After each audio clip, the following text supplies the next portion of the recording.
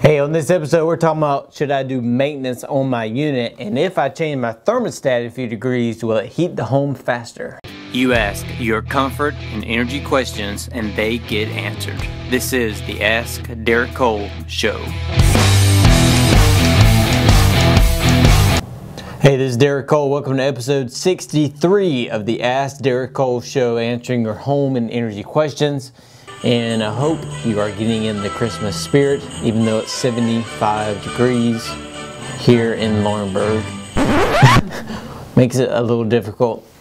I have to volunteer tomorrow at the Optimus tree lot, and I'll be surprised if we sell a couple of trees. It's just too hot. Anyway, let's get into the show. Do I need to do a maintenance twice a year, and do I really need to service a new unit?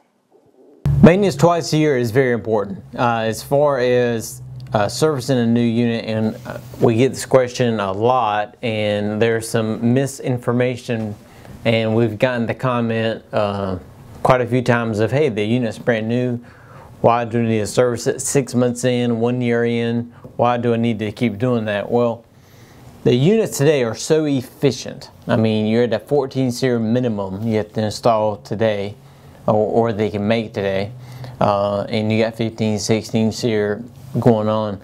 So what that translates to is the aluminum or the copper, depending on the brand, is so thin.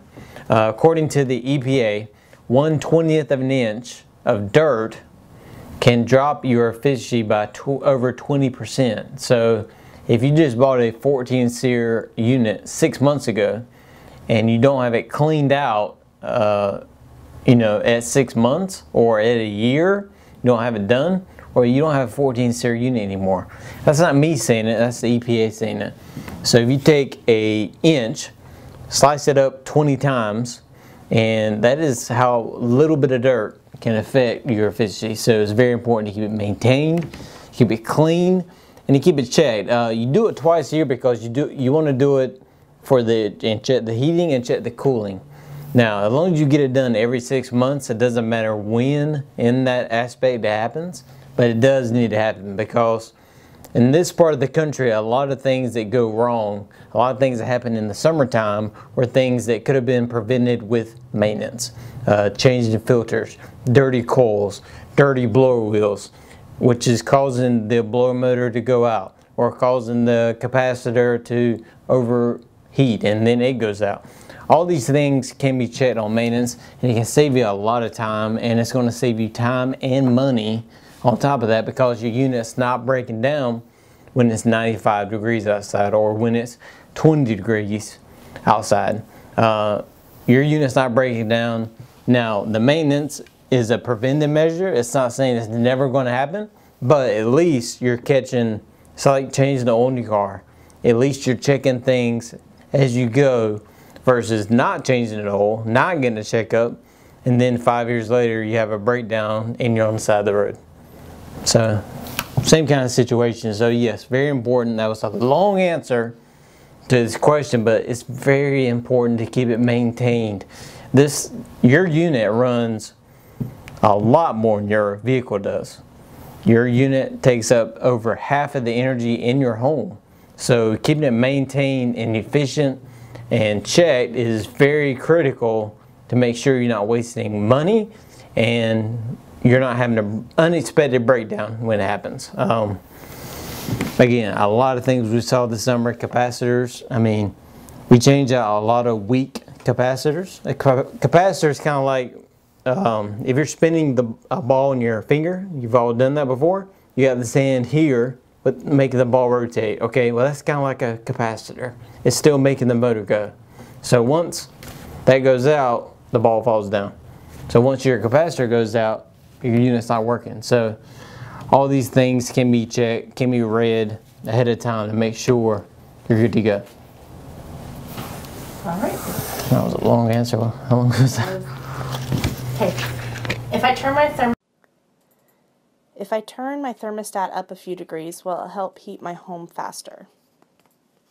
It kind of depends on your system. If you have backup heat, if you have a heat pump and you have heat strips, as a backup source. Once you turn that thermostat up a couple degrees, it's going to activate those heat strips. So yes, in that situation, it will make it heat faster. Now, obviously it's going to cost more money because you're using the heat strips to supplement the heat pump.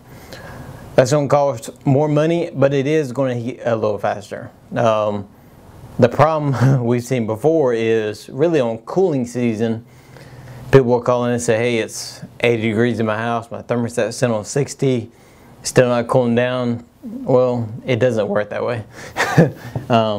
When you get into two-speed systems or two-stage systems or multi-stage systems, that does work better for you, but the average consumer has a single-stage system, so no matter how far you go down or how far you go up, it's not going to make that big of a deal.